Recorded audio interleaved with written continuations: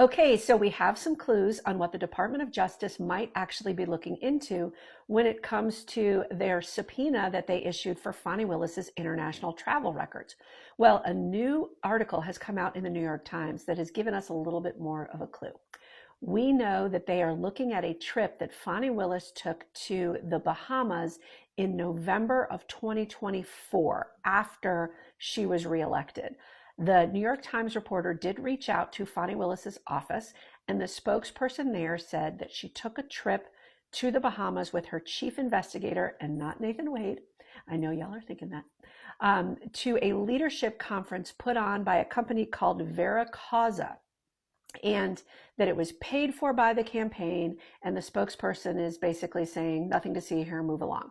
And the New York Times did say that conferences like this are common expenditures for campaigns, and the reporter says, certainly not a violation of Georgia law. Well, let me start by saying I don't know anything about campaign finance law, but assuming that what we are being told in this article by the reporter and by her office is true, then surely there is a paper trail, right, of her expenditures associated with her campaign when she was in the Bahamas.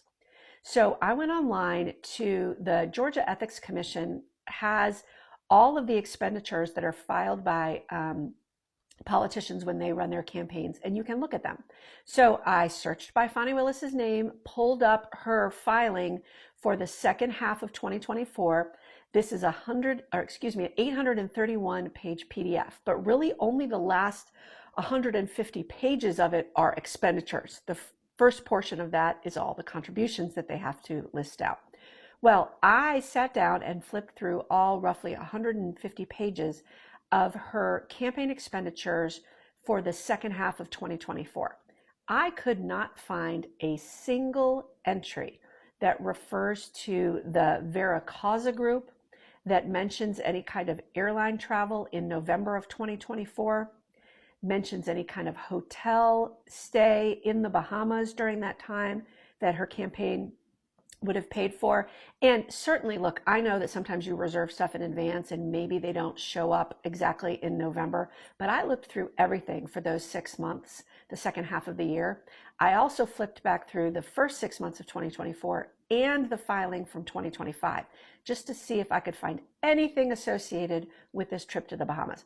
I can't find anything. Now, that doesn't mean it doesn't exist. By all means, I would love it if the internet sleuths out there could check my work and go back onto those filings. They're really easy to find in the Georgia Ethics Commission, and look through them and let me know if you see anything. I certainly see plenty of other hotel stays, other things like, restaurants in different cities that all make sense to me, but nothing there for a trip to the Bahamas, which is strange. So maybe this is a sign, now that people are digging into it, that Fani might have to go back and correct some mistakes. I don't know. But what I do think this also gives us a clue into is the fact that they are likely looking directly at Fani Willis. In prior videos, I had said that we didn't really know whether the DOJ was looking into her directly or her as a peripheral part of another investigation. And while we technically still don't know that, the fact that they looked at a trip with just her and her investigator says to me that they are looking at her. And we also know that in the recent past, the president has described her as a criminal and said that she should be put in jail. And so all roads do seem to be leading to the possibility that the DOJ is looking to prosecute Fani Willis. We just don't know for what yet. And of course, looking into international travel records is probably only one facet of a much larger investigation.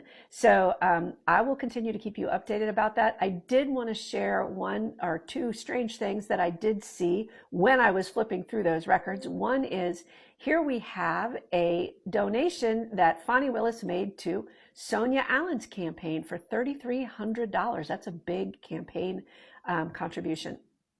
And of course, we know that Sonia Allen was an employee of Fani Willis's. She was a prosecutor for only, I think, 3, maybe 4 years before she ran and was elected for DA in Cobb County. And so if anybody was thinking there's a lot of daylight between Fani Willis and Sonia Allen, there clearly is not. And this kind of a donation shows that. The other thing I saw is this campaign expenditure, and I can't for the life of me figure out what this means. Countless calories, which I would assume is like catering maybe, but then it says Faith Consulting, and there's no address provided. I couldn't find anything online for this. So if anybody knows what this is, let me know.